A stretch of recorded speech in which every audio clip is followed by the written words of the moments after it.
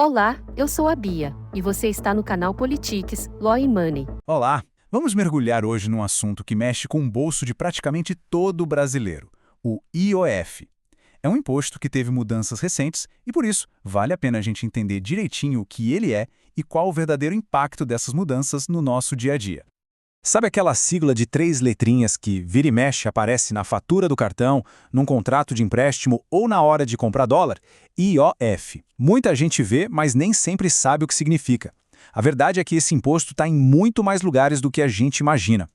A melhor analogia para entender o IOF é pensar num pedágio mesmo. Imagina que o sistema financeiro é uma grande estrada por onde o dinheiro circula. Bom, em certos pontos dessa estrada, para fazer uma operação específica, é preciso pagar essa tarifa para o governo. A ideia, pelo menos em teoria, é que ele sirva tanto para arrecadar dinheiro quanto para regular a economia.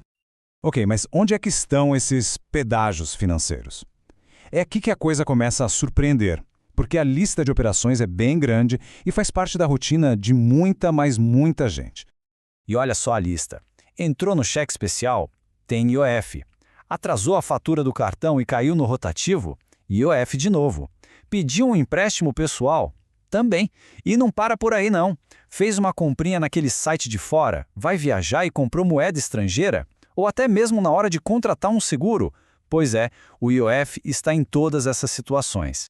Agora que já ficou mais claro onde o imposto aparece, a pergunta que realmente importa é, tá, mas quanto isso custa mais? Vamos ver com alguns exemplos práticos qual foi o impacto real dessa mudança recente. Quando a gente olha para os números, o impacto fica bem nítido. Numa compra internacional de R$ 1.000, por exemplo, o custo do imposto subiu. No empréstimo ou no cheque especial, usando o mesmo valor como base, também teve aumento. Pode parecer pouco, R$ 1 aqui, alguns centavos ali, mas o problema é que é uma soma constante de pequenas taxas que, no final do mês e ao longo do ano, pesam bastante no orçamento. E esse número aqui? 797%. É um valor impressionante, né? Esse foi o tamanho do aumento do IOF sobre os serviços de frete internacional. Um salto gigantesco. E por que isso é importante? Porque esse custo, claro, não fica só com a empresa de logística. Ele é repassado para o preço final de quase tudo que é importado, pressionando a inflação para todo mundo. E essa citação mostra bem o efeito dominó. Mesmo quando a compra é feita aqui no Brasil, o crédito ficou mais caro por causa do IOF. Isso significa parcelas maiores, que diminuem o poder geral de compra. No fim das contas, sobra menos dinheiro para as outras despesas. Mas o impacto não para por aí, nas finanças pessoais. Para os pequenos negócios, que são a grande força por trás da geração de empregos no país, o aumento do IOF representou um golpe ainda mais pesado e direto. Então, o ponto central é esse. A medida acabou acertando em cheio os grupos que mais dependem de uma linha de crédito para conseguir operar, para investir, para crescer. A gente está falando dos MEIs, os microempreendedores individuais e das empresas do Simples Nacional. Para essa turma, o custo para conseguir um financiamento simplesmente dobrou. A comparação aqui chega a ser chocante. Para o mesmíssimo empréstimo de R$ 10.000, o valor pago só de IOF mais do que dobrou. Foi de R$ 88 para R$ 195.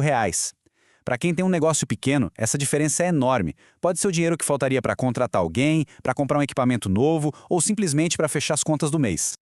E essa é justamente a grande crítica de entidades como a FEComércio SP. O argumento é que a função do IOF foi distorcida. Ele deixou de ser uma ferramenta para regular a economia e virou só mais um jeito de aumentar a arrecadação. E o resultado disso é que ele acaba penalizando quem produz, quem gera emprego e colocando um freio no crescimento do país. Tudo isso, claro, nos leva a uma discussão bem maior e mais complexa. Se o imposto encarece produtos e serviços para todo mundo, quem é que no final da história realmente paga essa conta? Será que a distribuição desse peso é justa?